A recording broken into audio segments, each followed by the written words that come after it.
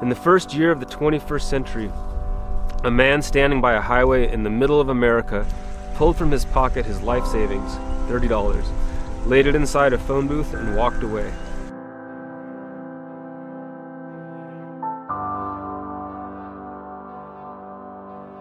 You know, I've known Daniel for 20 years before he gave up money. And then when he did give it up about 10 years ago, I heard about it and I just figured he was crazy. He said that money was an illusion, and I didn't really believe that. In 2008, though, after the economy collapsed and money just disappeared that we thought we had, I started to give him a second look, and I wondered, well, maybe he had a point, because if your house was worth $500,000 one day and then only $300,000 the next day, what happened to that $200,000? What was that money in the first place? Public debt soared to $8, $10, finally $13 trillion. He did not pay taxes or accept food stamps, welfare, or any other form of government handout. Instead, he set up house in caves in the Utah Canyonlands, where he forages mulberries and wild onions, scavenges roadkill raccoons and squirrels, pulls expired groceries from dumpsters, and is often fed by friends and strangers. He writes, "My philosophy is to use only what is freely given or discarded and what is already present and already running."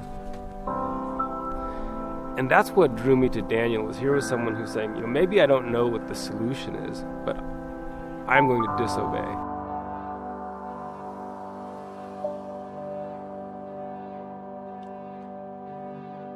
So basically all three of these movements, left, right, and center, have come to the conclusion that our financial system is a big problem. It's so big that we can't control it, and in so many ways we feel enslaved by it. Worse, we feel powerless to change it. And then Daniel comes along and says, hey, you don't have to be part of the system. I've proven it. I've proven that you can survive and live abundantly for 12 years without using any money. And that just blows people away, and it inspires them, and it inspired me, which is the reason I wrote this book. The fact is, if everyone lived like the average American, the world would actually collapse much more quickly than if everyone lived like Suelo.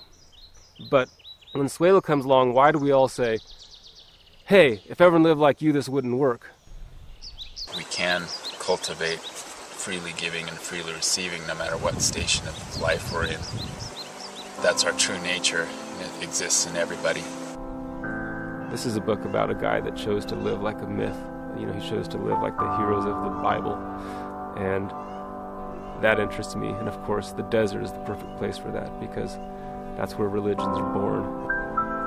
I think for Daniel, the story has already sort of ended. He found a way to live that was meaningful, that he felt like he could live according to his heart and his beliefs, and he could find happiness. But he's not just sitting there on a hill becoming enlightened. He's really engaged with the world, and he wants to get his message across. He says he doesn't imagine everyone going to live in a cave, but he does imagine that money will become obsolete.